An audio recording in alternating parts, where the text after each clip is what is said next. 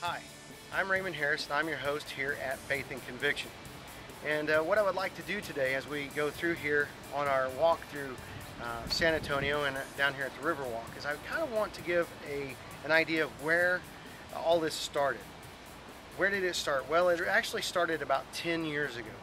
And I don't want to tell you 10 years worth of history, so I'll try to make this brief. But about 10 years ago, I was on a journey with my family, and things kind of got difficult that day, and it was really a difficult day for me.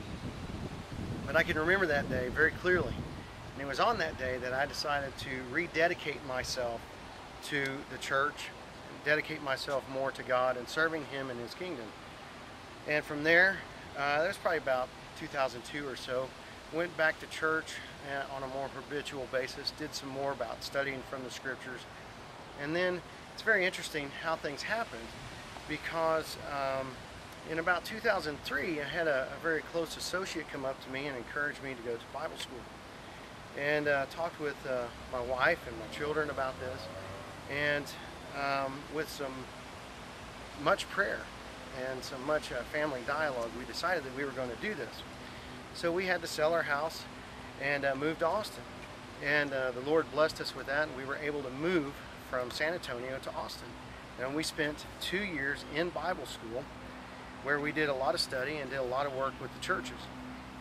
And through the gifts of many people in the church and many individuals, I was able to have all of my expenses paid for, and what a blessing that was. But what I really learned at that moment was how to study the Bible in its context. There's a lot to do in the Bible. When you go and you look at Moses, or you look at the prophets, or you look at Jesus, or you look at the apostles, there's so much to understand. And one of the things that I was taught in that school was how to study context. And that became very powerful.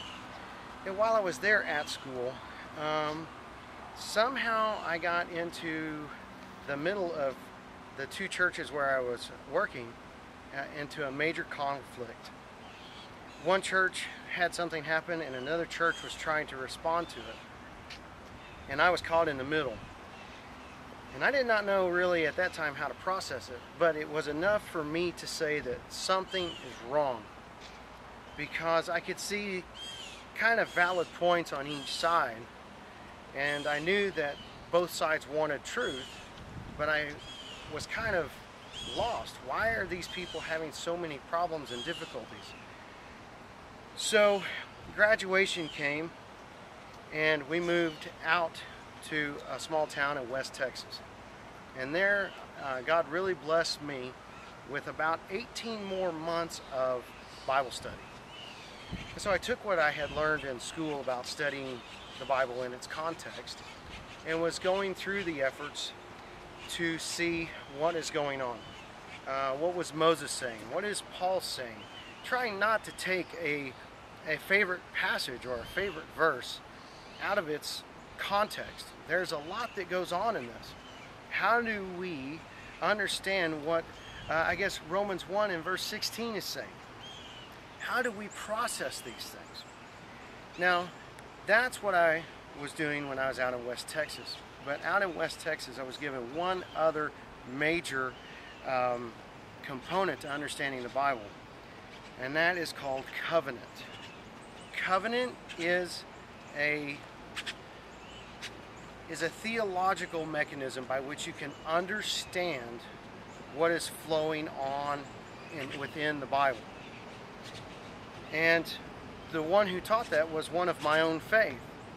And what kind of really helped solidify me into that concept, that covenant is an accurate teaching, is in his book. He said, okay, right here in my book, I used to spend pages and pages and pages and pages of saying why these men who are teaching covenant theology are wrong. And I argued with them for years. But after years of my own personal study, which are his words, he said, they're right. Now that testifies a lot when a writer is willing to correct himself in his own book and say, hey, I was wrong. So those two things were very powerful. There are some other things that I have learned, but context and covenant all help me to understand this and have helped change why I understand the Bible the way I do. Now we're going to keep moving forward, and I'm going to give you some more answers about what has happened. But these two things set the stage: context and covenant. One of the next things I want to talk about is culture. And then we're going to talk about how the Old Testament plays a role. And these are the major things that have helped me understand more about what's being taught in the New Testament, why I have changed, how I understand the Scriptures, and why I am about to make this major announcement that I am going to stand up for the importance of the Old Testament within the New. So I ask you to join us then.